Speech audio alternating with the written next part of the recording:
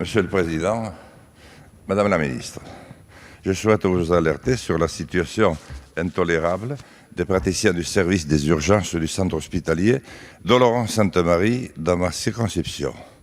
En effet, soumis de façon récurrente à la problématique des effectifs médicaux, et ce depuis plus de 2 ans, au manque de titulaires, d'internes et enfin d'intérimaires, ces praticiens alertent sans cesse et en vain les services compétents de l'État, à savoir le ministère des Solidarités et de la Santé, la préfecture et l'Agence régionale de santé. Dès le 11 juin 2020, par courrier, ils ont tenté d'attirer leur attention sur la problématique des effectifs à venir et conséquemment sur la nécessité urgente d'un recrutement de nouveaux praticiens hospitaliers dans leur service, tout en expliquant une difficulté particulière de ce recrutement et des axes d'amélioration possibles. Différentes instances et acteurs de la vie publique, entre autres le préfet, le sous-préfet, l'ARS, ont été encore et encore alertés, mais aucune réponse n'a jamais été apportée. Ainsi, à ce sujet, un courrier adressé à la direction de l'ARS en date de janvier 2021 est resté sans réponse.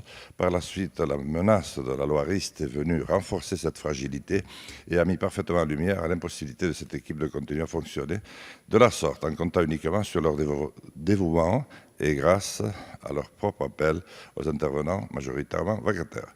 Selon ces praticiens, la direction de l'ARS, de son côté, se contente uniquement d'assigner au travail les praticiens hospitaliers titulaires. En conséquence, ils attendent de la direction de leur hôpital, disposant de la prérogative de prendre toutes mesures nécessaires à assurer l'organisation d'un service minimum, garantissant la sécurité physique des personnes ainsi que la continuité du service.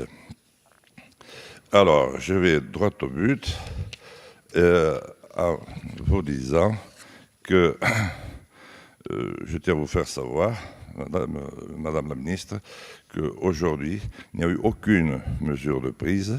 Le service d'urgence est fermé. La situation est désastreuse pour Oloron-Sainte-Marie, un bassin de patientèle de 50 000 habitants, 60 000 habitants, et que, véritablement, il y a une très grande inquiétude qui règne sur le terrain. Je vous remercie. Merci. Madame la Ministre, en réponse. Merci Monsieur le Président, Mesdames, Monsieur le député Lassalle. Effectivement, cette situation du service des urgences du centre hospitalier d'Oloron-Sainte-Marie, elle est difficile. Elle se caractérise d'abord par un nombre important d'intérimaires, environ 60% de l'équipe urgentiste, par un fonctionnement interne qui a été marqué par de nombreuses tensions, qui ont conduit d'ailleurs à l'intervention du directeur général, et surtout par une collaboration qui peut être compliquée avec le centre hospitalier de Pau. Alors tout ça a créé cette situation de tension générale dont les pouvoirs publics sont pleinement conscients, et nous avons depuis 2018 des échanges avec les équipes territoriales des urgences pour créer cette équipe. Les points de vue ont longtemps été très divergents sur ce point, et c'était bien la source des tensions.